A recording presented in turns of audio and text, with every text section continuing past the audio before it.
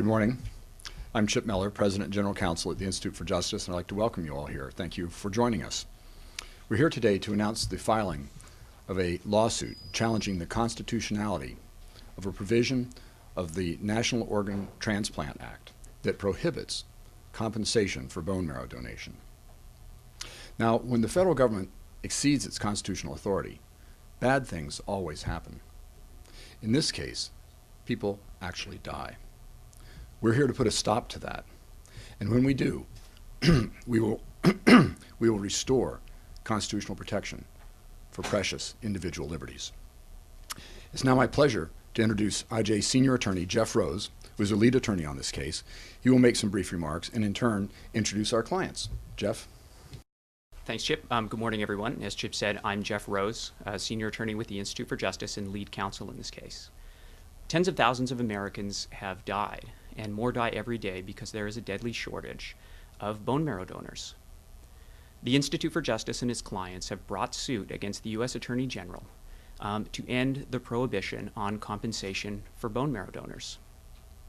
Under the National Organ Transplant Act, doctors, nurses, anyone who tries to help provide compensation for bone marrow donors can get up to 5 years in prison. Congress passed the National Organ Transplant Act in 1984 to outlaw kidney markets.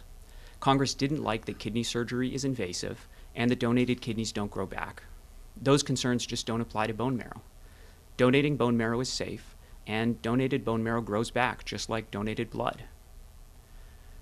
The National Organ Transplant Act violates equal protection. That's this basic constitutional idea that the government has to treat similar things the same and different things differently. Here, the law is treating renewable bone marrow like non-renewable organs, such as kidneys. That's an arbitrary distinction, and arbitrary laws are unconstitutional. The National Organ Transplant Act also violates the substantive due process right to participate in safe, effective, life-saving, and otherwise legal medical treatment. The bottom line is that throwing people in prison, doctors and nurses and donors and patients, for using compensation to try to save lives isn't just wrong, it's unconstitutional. So with that, I would like to introduce our clients, and the first client I'd like to introduce is Doreen Flynn of Lewiston, Maine. She's the mother of 5 kids, 3 of whom have Fanconi anemia. Doreen? Thank you, Jeff. Like Jeff said, I'm a single mom of 5 children, and I have 3 daughters with Fanconi anemia. It's a bone marrow failure disease that leads to leukemia if it's not treated correctly with a bone marrow transplant. I'm here today because, like I said, I need 3 donors to help save my daughter's life. And if somebody can get compensated to be a bone marrow donor and help save my children's life, I want to be a part of that. Without donors, my children won't have a chance at surviving.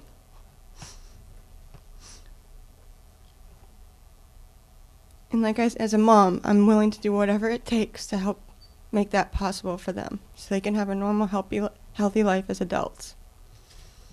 Thank you.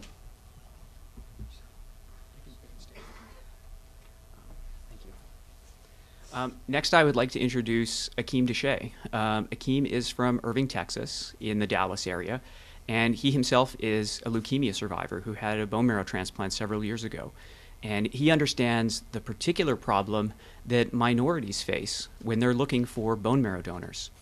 And Akiim is on the board of an organization called moremarrowdonors.org, and he also started his own African-American bone marrow activist site called blackbonemarrow.com.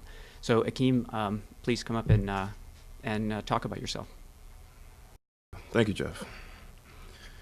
I guess the bottom line is that if it weren't for a bone marrow transplant, I wouldn't be here today. I'd be dead. In 2003, I was diagnosed with acute myeloid leukemia. And the initial treatment is chemotherapy. But when the chemotherapy wasn't working, they sat me down and told me that my only chance of survival was going to be a bone marrow transplant. The good news is that I have a sister who could be a match. The bad news is that there's only 25% chance she's going to be a match.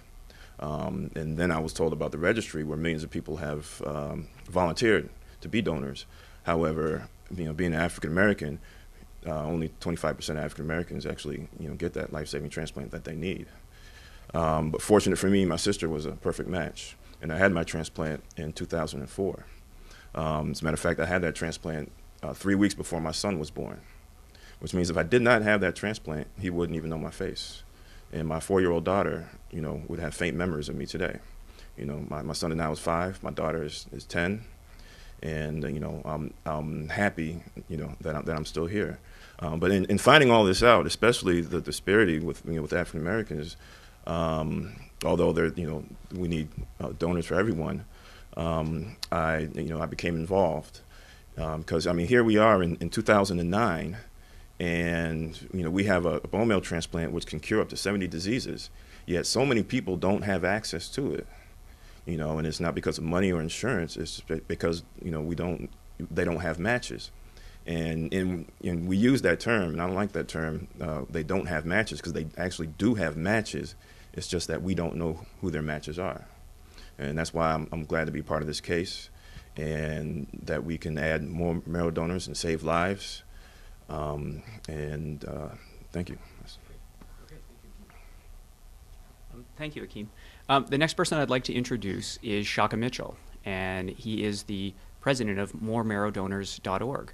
And moremarrowdonors.org wants to increase the number of bone marrow donations by offering modest compensation to bone marrow donors. And that's the form of a $3,000 scholarship, a housing allowance, or a gift to the donor's favorite charity. And so, Shaka, if you want to come up, please. Thanks, Jeff. As Jeff said, my name is Shaka Mitchell, and I'm the president of moremarrowdonors.org. Moremarrowdonors.org is a registered nonprofit, and our mission is to increase the number of bone marrow donors by offering those donors modest scholarships, housing allowances, and even gifts to the charities of their choice. We've already heard some people talk about the need for these life-saving transplants, and so I'm not going to say a lot more about that, but it's clear that for people, especially people like myself of mixed racial background, it's very, very difficult to find someone that's on the match to receive a necessary bone marrow transplant. And this is something that can truly, truly save a life. Our idea at moremarrowdonors.org is that by providing marrow donors with these small scholarships and the like, we can increase the chances that people like myself, people like Akiim, people like Doreen's kids will be able to find the necessary matches to truly save their life. Over the past years, it's clear that altruism alone isn't enough to address this problem. That's why moremarrowdonors.org started, and what we want to do is start this pilot program to see if, in fact, offering these scholarships can increase the number of people on the that are giving bone marrow donations, and therefore increase the number of lives that are saved every year. Thank you. Thank you, Shaka. As Shaka said, the purpose of this lawsuit is to strike down the provision of the National Organ Transplant Act that makes it a serious felony, punishable by up to 5 years in prison, to the one simple thing that could make a real difference to the deadly shortage of bone marrow donors, and that's to compensate them. And the case is premised in large part on the distinction between solid organs, which aren't renewable, and renewable bone marrow. And to discuss that and to discuss how compensation can make a dramatic impact on the shortage of bone marrow donors, I'd like to introduce Dr. John Wagner, who is also a client of the Institute for Justice in this case. And he is an internationally recognized bone marrow transplant specialist. Dr. Wagner, please. Thank you. So what I'd like to do now is really to give you some of the facts about what we can do in the setting of bone marrow transplant. First, you've already heard that there are more than 70 diseases for which bone marrow transplant is being used today, and without question, this is a life-saving strategy for treating these patients with these very bad diseases, most commonly cancer, most commonly leukemia and lymphoma, but other bone marrow failure syndromes. As you've heard, Doreen's family has Fanconi anemia, which is a disease of the bone marrow. But there are many others, such as immune deficiency diseases and other storage diseases for which this therapy is being applied. But the biggest single barrier to the successful use of bone marrow transplantation is finding a donor. What we can tell you is that, at best, finding a donor is somewhere between 50 and 70% chance for Caucasians. But for every ethnic and racial minority in the United States and around the world, the chance of finding a donor is more difficult. African Americans have the most difficulty finding an adequately matched donor, of about 20 to 25% chance. But even for everyone, finding a donor is a major obstacle, but it's more than that. It's also finding a donor at the time you need the donor transplant to take place. 30% of the time, the donor either backs out, even once you identify that they're a match, or they're not available at the time you need them. And that means a risk of death from either progression of the disease or infection while waiting for that donor to become available. So the important thing is to know what the facts are as you evaluate this case. There are 7 million donors in the United States that have been fully typed. That's not enough. There are many more donors that are potentially available to us. There are 12 million donors worldwide that we have access to. Again, that's not enough, particularly of those of racial and ethnic minority descent. And as you've also heard, what's different about this particular case is bone marrow is renewable. Even though we may take a sample of that bone marrow out to use for this life-saving procedure, it is replaced within a matter of weeks to months. So therefore, we have to investigate what are the potential strategies for making more donors available at the time we need them. And one potential way is through more education. Clearly, that's something that needs to be done. But an alternative approach is also to allow compensation. What would compensation do? Well, potentially, what it could do is no longer make it an excuse that a mother who has been found to be a potential donor is not available because she can't find the funds to help pay for daycare. Or a man who cannot get out of work because he can't accept, an unpaid day or two off. So compensation is really to compensate for their time and to allow them the option of serving as a donor if they're identified.